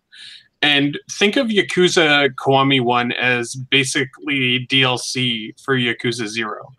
I know that Yakuza Kiwami is a remake of the first Yakuza game, but they added stuff in that game, like cutscenes that refer to stuff that happens in Yakuza 0. So I would really recommend playing Yakuza 0 first and Yakuza Kiwami next. I also just quickly to tell you what Yakuza is. It's about a bunch of sketchy gangsters doing sketchy gangster stuff in Japan in the 80s, which was a very sketchy time.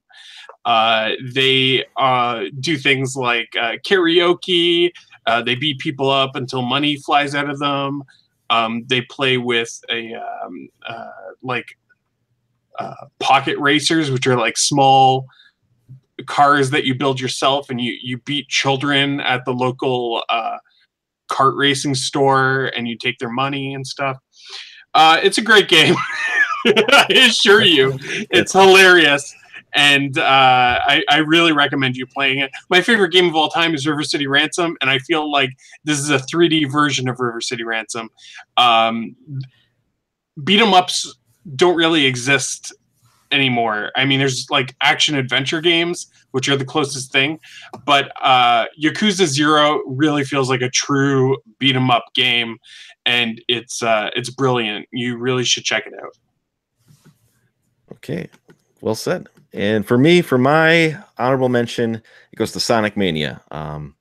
I love this game. I remember seeing the trailer when it got revealed. I think at I don't know if it was the E3 prior, but it was like the Sonic anniversary. They had the reveal for it, and I was like, my jaw dropped because it looked just like the Sonic games. I love the 2D Sonic games.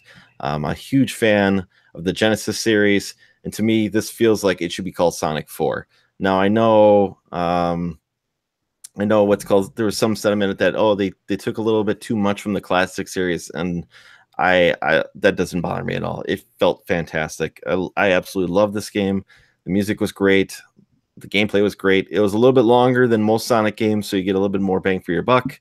But there's save, abilities here. But it was definitely, if I could have more votes, this game would definitely have been in my top 10 because I absolutely love this game. And just to capitalize on what everyone else said for honorable mentions, I loved Wolfenstein 2 and Yakuza 0. I will back those sentiments up.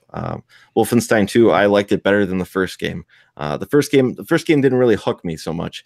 This game would made me want to look into the third one. Like I was hesitant to get this one because the first game didn't hook me.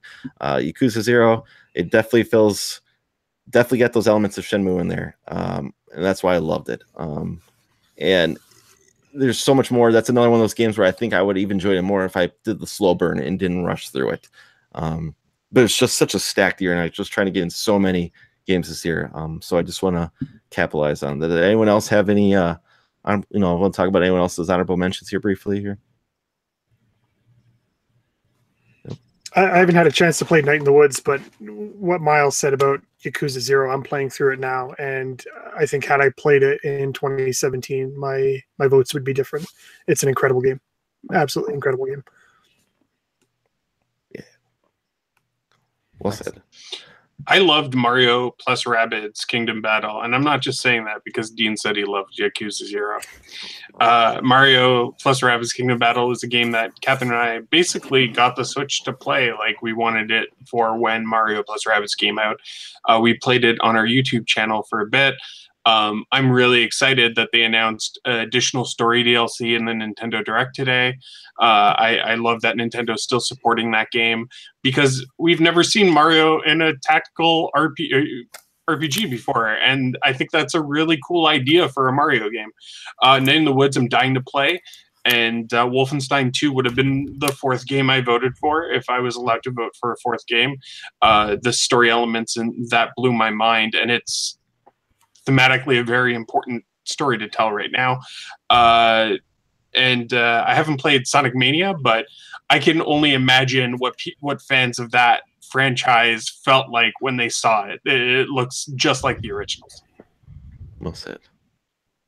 Josh. Yes, I just wanted to quickly mention that 2017 was such a crazy year that an amazing Uncharted game came out, Uncharted: The Lost Legacy, and it didn't make anybody's top 10. Didn't make honorable mention. Well, now it is, but you know what I mean. There were so many games stacked this year that this incredible, I say 8 to 10 hour game just kind of didn't make it on anybody's radar. Any other year, Uncharted would be on people's top 10, top 5, top 3, whatever, Easily. Yeah. So I had a great time with that one. I just wanted to mention it quickly. That's all. Excellent. So, yeah. Well, let's move on to the top 2. And we'll get these revealed because I know that the audience is clamoring for us to stop talking about games that didn't scratch the top 10. So number 2 is a super example of the longtime Nintendo franchise. Is it Super about Mario Odyssey? Woo! I you guys a little bit there. Here we go. Here we go. I know you guys, 2 of you in particular, you probably all are more versed in this than I am, despite us all having played it. But you guys, and let you kind of take the charge here. All right, I'll go first here on this one. This was my number 1 game this last year. I absolutely love this game. This is one of the most happiest I've ever been playing a video game. Even after it was over, there's more than unlocks and unfolds in the game. Super Mario Bros. 64 is one of my favorite games of all time. And to me, there hasn't been a proper 3D Mario game. I know people like Galaxy a lot, and it's fine. It's not a bad game. I hate Mario Sunshine. But this was like the best thing since Mario 64 for a Mario game, in my opinion. I absolutely love this game. I still have not 100% this game. I will be, tinkering away at it, you know, as the year goes on. There's nothing out. I can just keep working on this game. But I absolutely love this game. I haven't been this happy playing a video game in forever. So this was my #1 game for that reason. Like Dean mentioned earlier, saying I think Mario and Rabbids made him feel like a kid again. This game definitely made me feel like I was back at a Target playing the Mario 64 kiosk demo game. That's why I absolutely love this game, especially after New Donk City. That game, it just really was one of the happiest moments for this last year for me. So, Josh, I'm gonna kick it to you next because I believe this is top of your list too, right? Yes, that is my game of the year. I almost said Breath of the Wild. Super Mario Odyssey. That's fine. Super Mario Odyssey is my game of the year. Like you said, oh man, I have so many good memories of this game. I think it's one of those that I'll go back and play over and over again. And I love everything about it. Just the idea of it's open world, you know, per section. You can explore every little nook and cranny. And half of the joy is just discovering what happens when you throw that hat on whatever. It could be anything. I don't want to spoil anything, of course. But you throw that hat and just some of the funniest things happen in a game.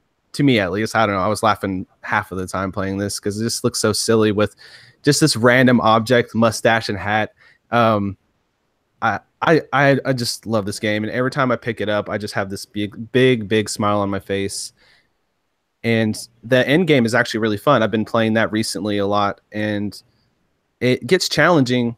So if you think the game's too easy at first, stick with it through the end, and it actually has some challenging levels that open up. And it's pretty much what I want from a Mario game and what I want from video games. You know, it's just pure enjoyment. So definitely my game of the year 2017 for me. So glad it's #2. Dean, do you have something to say about this game? I have lots to say.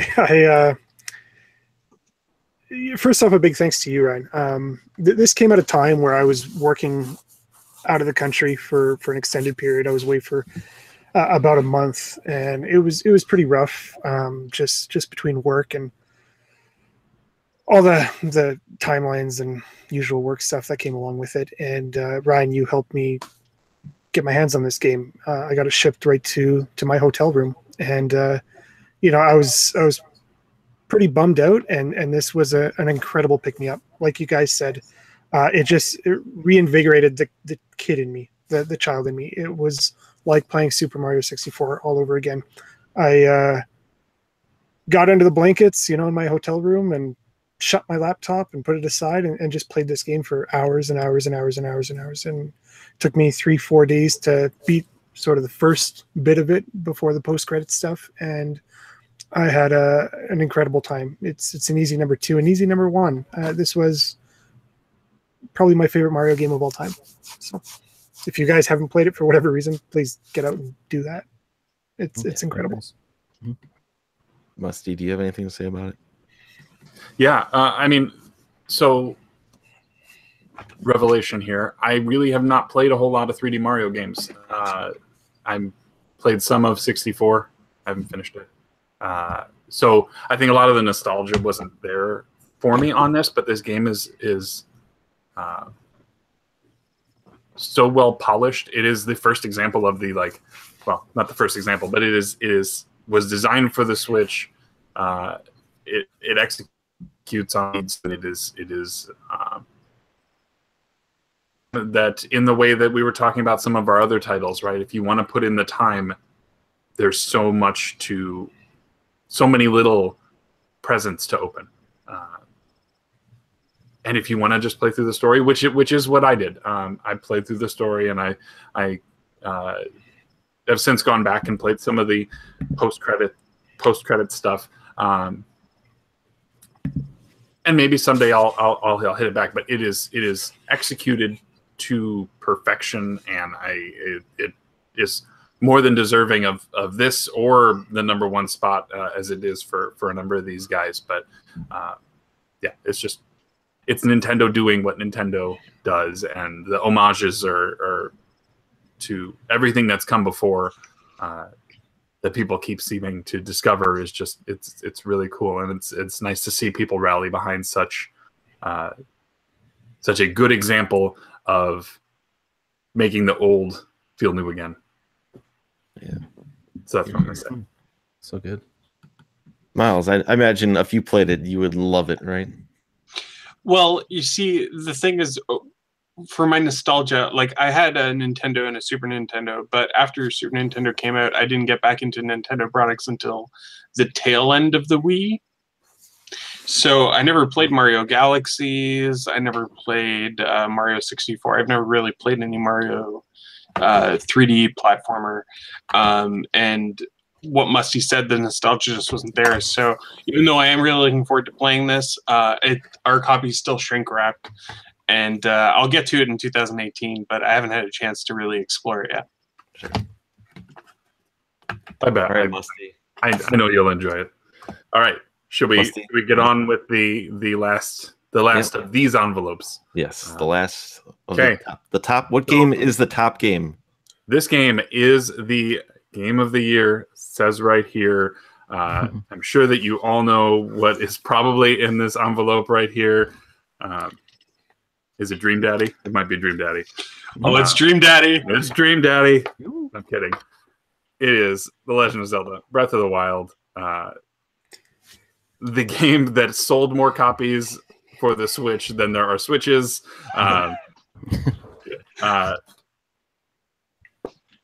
In the way that Mario Odyssey made what's old feel new again, Breath of the Wild did something just crazy. And I want your guys' thoughts. I know that a majority of you have played it, but let's Ryan, let's hear from you first. Yeah, so I was a Switch day one purchaser, and of course, the one game I had to have was Breath of the Wild.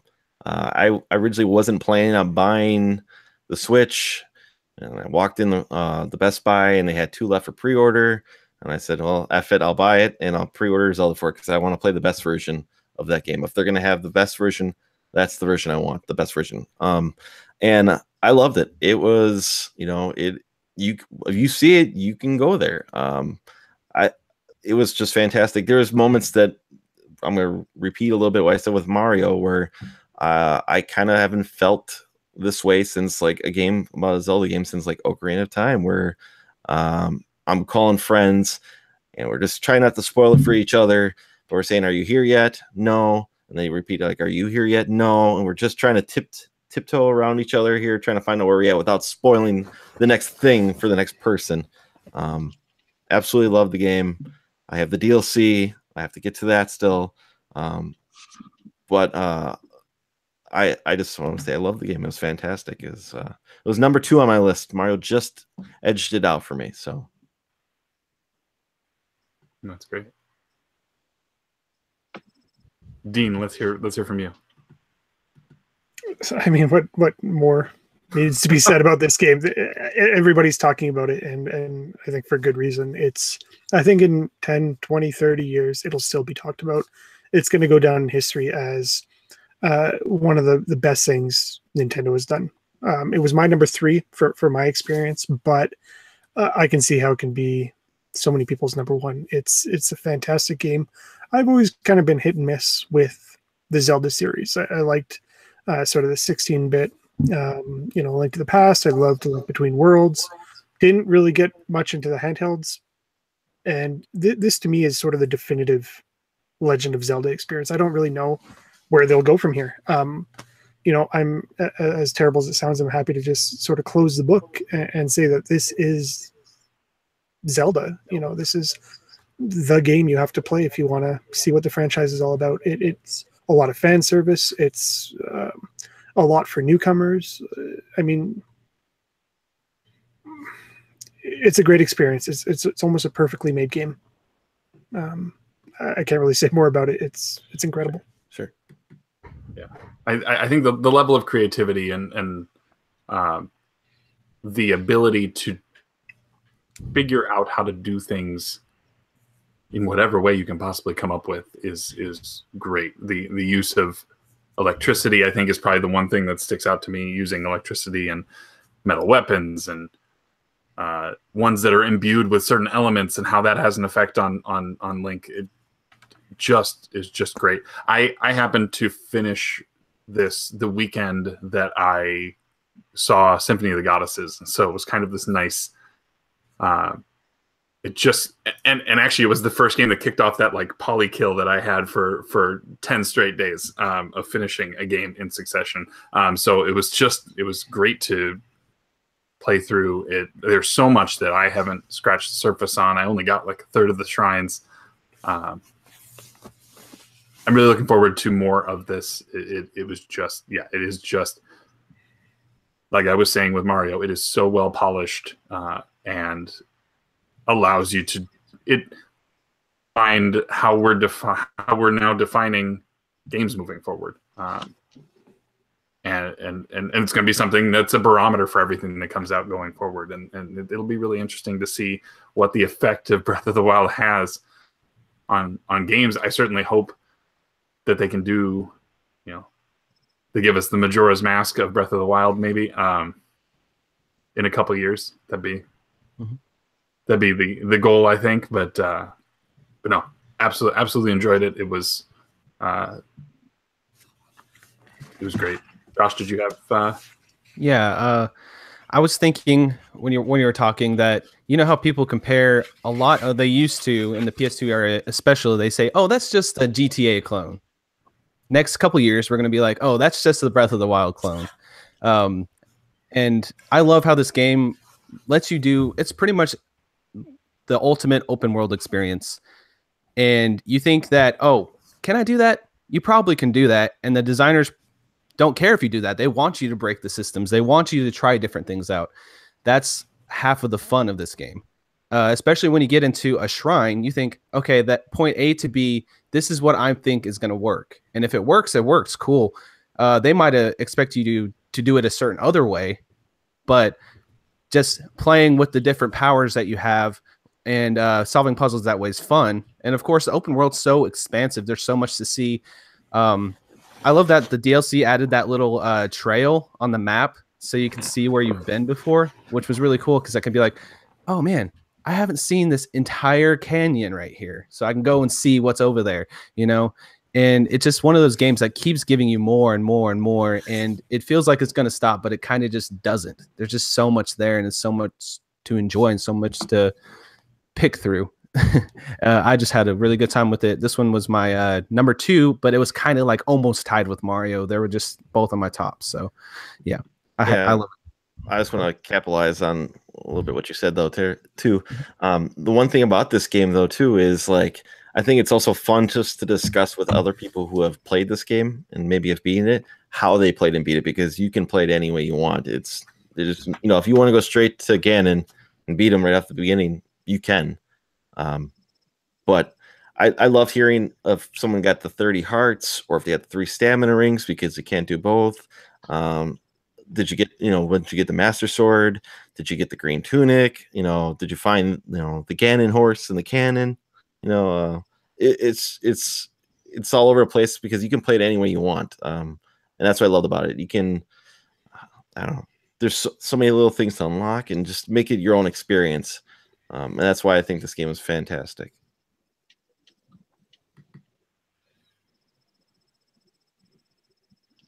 Miles, did you play? Oh, sorry.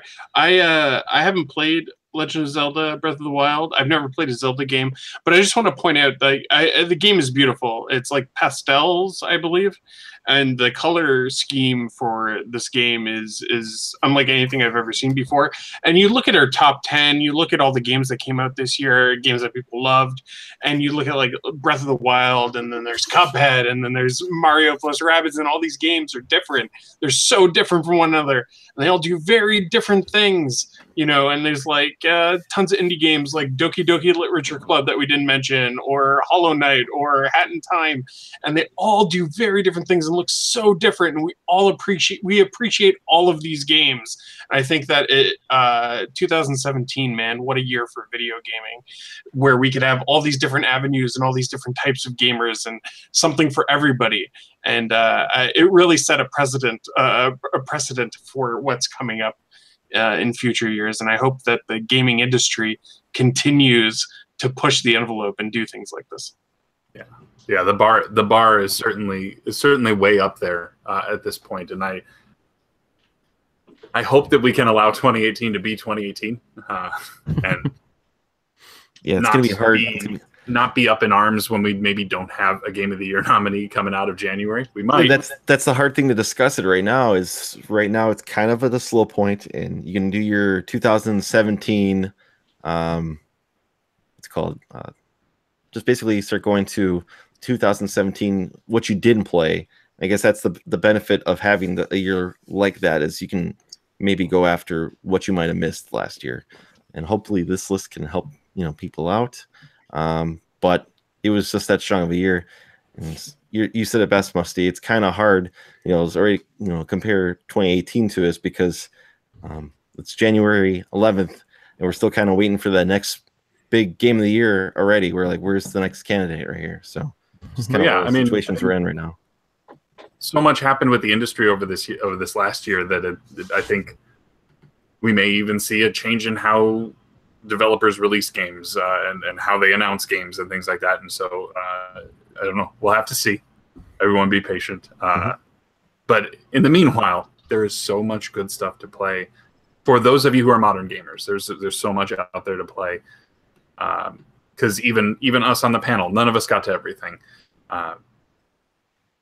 Top 10, there's multiple that I haven't played, and I'm trying to figure out when I should attack those.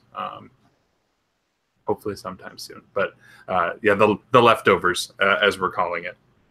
But yeah, does anyone have any closing thoughts on Breath of the Wild? We have one more big envelope to open, and so I want to get on to that if you guys didn't have any final thoughts. That's it for me, man. No? Okay. Seems good. Let's do this then. We are moving on of the night. This is the CC Podcast of the Year.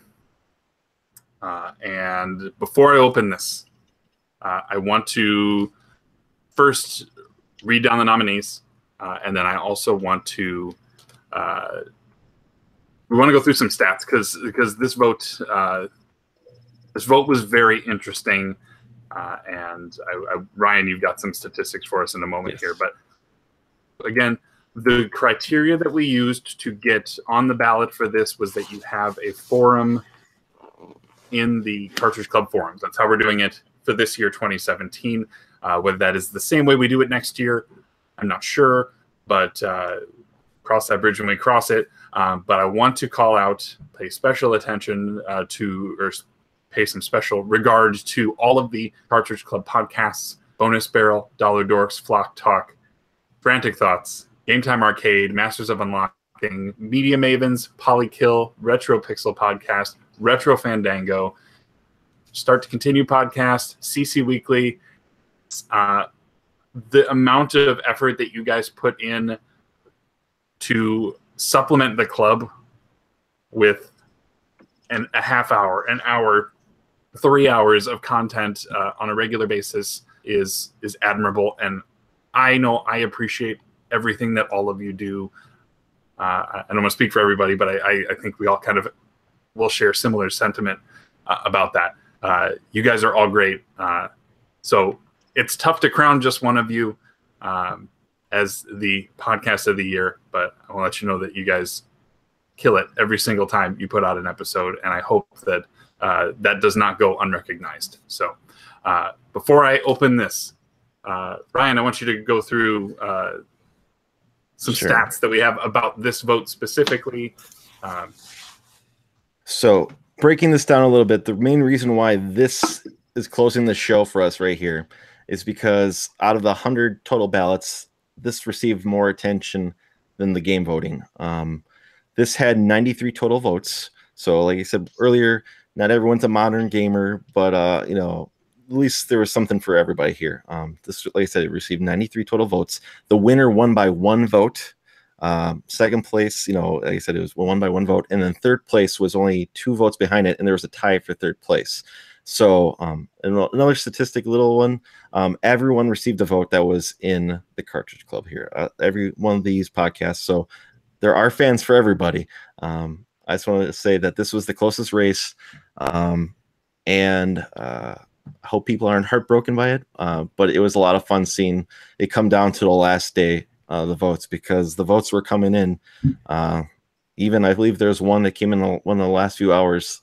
And I'm not sure if it helped with the final total, but it was that close of a vote. So, Musty, you want to reveal the winner of the let's do 2017 Best Podcast? The Cartridge Club Podcast of the Year. You get to hold this as your little bragging rights trophy, bragging rights, whatever you want to call it, for the next 12 months. And that is the Start to Continue podcast. Bill and Joe, congratulations. Well deserved. Well deserved. And you released your podcast a day early, so I'm so happy my podcast won. You know, it's great to have finally been a host on STC, and then that happens to be the year that it wins. You know, I'd like to thank all the other podcasts in the community. I would like to thank the Cartridge Bros. Did such a great job. My co-hosts Bill and Joe, of course, and Travis. Just great guys. I wish they could be here to accept the award, but you know, just me. That's all you got. So here I am. Thanks to the whole Cartridge Club. We really appreciate it. Yeah. Excellent. Awesome. Excellent. Yeah. Excellent. Mm-hmm. I just want to say too that you know, maybe next year, guys, push the vote a little bit more for you on your podcast. You might get the win, but props to Bill and Joe. So excellent. Okay, so there you have it. We would like to thank everyone who took the time again to submit a ballot.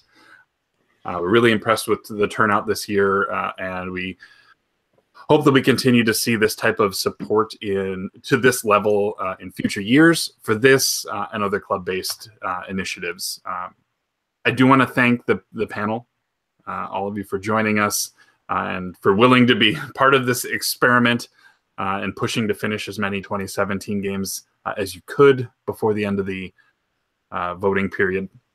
I know I had a really good time with this. I hope you all did as well. And Ryan, thank you for helping kind of hatch this thing and coordinating it. Did you have anything you wanted to add? Yeah, I just want to thank everyone for making this possible. Musty for hosting this at all. You know, it was just like a little idea, and it kind of got a little bit more and more, and I think it turned out really well. I hope everyone enjoyed it. I think this is something we can maybe do every year. I had a lot of fun with it, both creating and building the voting. Hopefully next year we can make it a little bit cleaner in the votes. So this was kind of a starter run, and hopefully we can make something out of this. And I want to thank the panel for being here too, because everyone here was awesome, and you all had a part in this, you know, especially here. So Josh, I'm gonna kick it to you first. If you want to give us some of your plugs where we can find you again here. Okay, yeah. I do the podcast every Thursday, Frantic Thoughts, where I go over some geeky news, nerdy news, kind of chat. And you can follow me on Twitter at Frantic Society, where I tweet too much. So thank you very much. See you there. Thanks, buddy. Miles, where can we find you at? You could find some old videos we used to do on youtube.com/Flock of Nerds, or you can check out our podcast, Flock Talk, on SoundCloud, iTunes, or wherever you listen to podcasts. Thanks a lot, buddy. And Dean, where can we find you at? Yeah, you can find my blogs over at www.cartridgeclub.org under the Round 2 reviews. You can also find me over there on the forums, moderating and sharing my thoughts. Thanks, buddy. Musty. Yeah, so you can find me on my YouTube channel, the now anointed Second Breakfast, which you are already on, so good job. You can also find me on Twitter at Musty Hobbit. And Ryan. Yeah. Thanks, everybody. Thanks for everyone tuning in and everyone voting and making this happen. So just want to say it one more time, I really appreciate it. This was a lot of fun putting this whole thing together. and hopefully 2018 is just as great. So goodbye, We everybody. look forward to all of you sticking around, staying up late, joining us for this. This was a lot of fun, and we hope that we see you again for this next year. We'll go ahead and wrap there with a big old CC Unite. CC Unite.